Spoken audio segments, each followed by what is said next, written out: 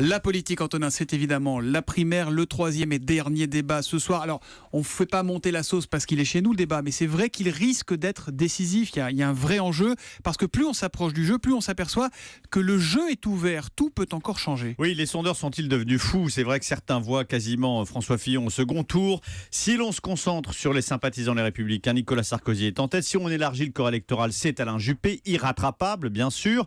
Hier matin, un proche de Nicolas Sarkozy, surpris, me disait: tout est ouvert. Et à midi, je croisais un proche d'Alain Juppé qui était préoccupé et qui me disait: on perd des voix centristes qui partent vers Fillon. François Fillon, la Ferrari du dernier tour, qui espère coiffer sur la ligne ses concurrents, avec cet atout qui peut faire mouche auprès des électeurs de droite.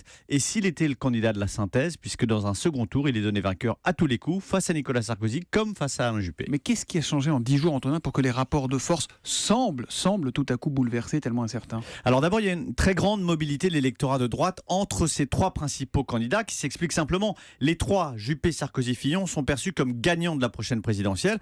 Vous êtes électeur de droite, vous vous sentez très libre de changer jusqu'au dernier moment sur un mot, sur un dérapage, un avantage comparatif qui, au moment de voter, emporte votre choix. Et puis, si on prend un peu plus de recul, il y a l'effet Trump, l'effet Brexit que l'on est incapable d'évaluer, l'écart entre les sondages, la mise en scène médiatique et le pays réel.